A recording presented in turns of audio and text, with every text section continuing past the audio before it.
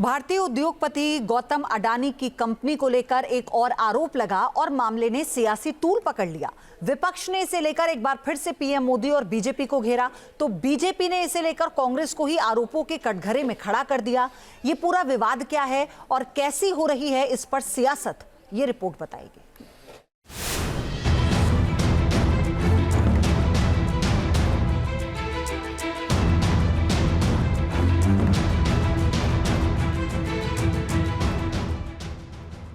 अडानी विवाद पर विपक्ष का हमला, बीजेपी ने दिखाया कांग्रेस को आईना।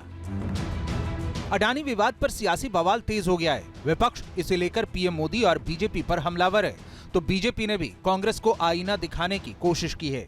सियासी वार पलटवार से पहले समझिए कि आखिर मुद्दा क्या है। भारतीय उद्योगपति गौतम अडानी पर कथित तौर पर भ्रष्टाचार के आरोप लगे हैं। दरअसल अमेरिकी अटॉर्नी ऑफिस के मुताबिक अडानी ने सोलर एनर्जी से जुड़ा कॉन्ट्रैक्ट हासिल करने के लिए अधिकारियों को $250 मिलियन की रिश्वत दी। अमेरिका के न्यूयॉर्क की अदालत में गौतम अडानी समेत 8 लोगों पर $25 करोड़ की धोखाधड़ी और रिश्वत के आरोप लगे हैं। मामला अडानी ग्रुप की company Adani green energy limited और एक अन्य फर्म से जुड़ा हुआ है। इस केस में अमेरिकी कोर्ट ने गौतम अडानी, सागर अडानी के खिलाफ वारंट भी जारी किया है। अमेरिका में मामला इसलिए दर्ज हुआ क्योंकि प्रोजेक्ट में अमेरिका के इन्वेस्टर्स का पैसा लगा था और अमेरिकी कानून के तहत उस पैसे को रिश्वत के रूप में देना अपराध है। चूंकि गौतम अडानी और उनसे जुड़े किसी भी विवादित मसले को कांग्रेस और विपक्षी दल मोदी सरकार के खिलाफ हथियार के तौर पर इस्तेमाल करते रहे हैं, ऐसे में 25 नवंबर से संसद के शीतकालीन सत्र शुरू होने से पहले जैसे कांग्रेस को तुरूप का पत्ता हाथ लग गया। कांग्रेस के आरोपों पर बीजेपी ने भी पलटवार किया है।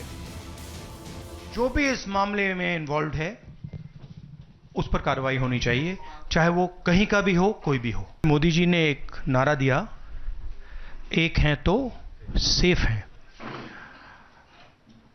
इंडिया में अडानी जी और मोदी एक हैं तो सेफ है। हिंदुस्तान में अडानी जी का कुछ नहीं किया जा सकता।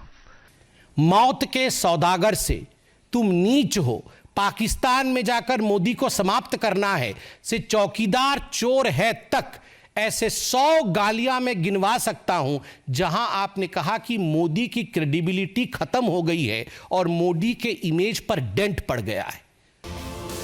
हालांकि सिर्फ कांग्रेस ही नहीं बल्कि शिवसेना, यूबीटी और आम आदमी पार्टी ने भी गौतम अडानी को लेकर केंद्र सरकार को घेरा।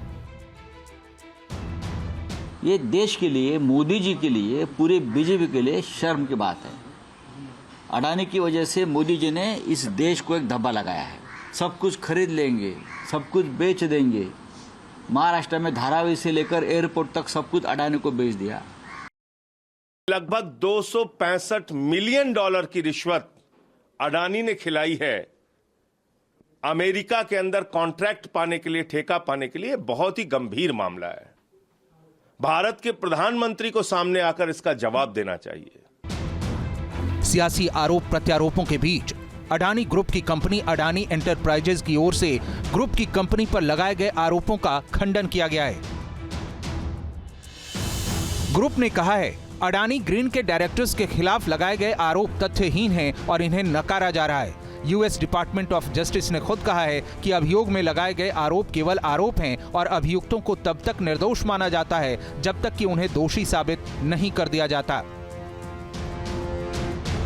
अडानी की तरफ से आई सफाई के बावजूद कांग्रेस हमलावर है।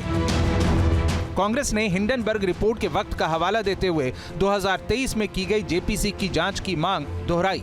सेबी की नाकामी पर भी सवाल उठाए। तो अमित मालवीय ने अडानी विवाद को लेकर कांग्रेस नेता जयराम रमेश के उस पोस्ट पर पलटवार किया है। अमित मालवीय ने लिखा, प्रतिक्रिया देने से पहले पढ़ना हमेशा अच्छा होता है। अडानी केस में राज्य बिजली वितरण कंपनियां जिन राज्यों से जुड़ी हैं, वहां उस वक्त विपक्षी कांग्रेस या उसके सहयोगियों का शासन था। इसलिए कांग्रेस को उपदेश देना बंद कर देना चाहिए और उसके सहयोगियों को मिली रिश्वत की जानकारी देनी चाहिए। बेवजह उत्साहित न हो। कांग्रेस को जॉर्ज सोरोस और उनके गुटों के हाथों की कठपुतली नहीं बनना चाहिए। अडानी विवाद का मामला कोर्ट में है, जिसका कंपनी कानूनी तरीकों से जवाब दे रही है, लेकिन संसद के शीतकालीन सत्र से पहले ये मुद्दा एक बार फिर सियासी उबाल पर दिख रहा है। Team news nation. News nation अब व्हाट्सएप पर खबरों की ताजा अपडेट के लिए न्यूज नेशन के इस QR कोड को स्कैन करें।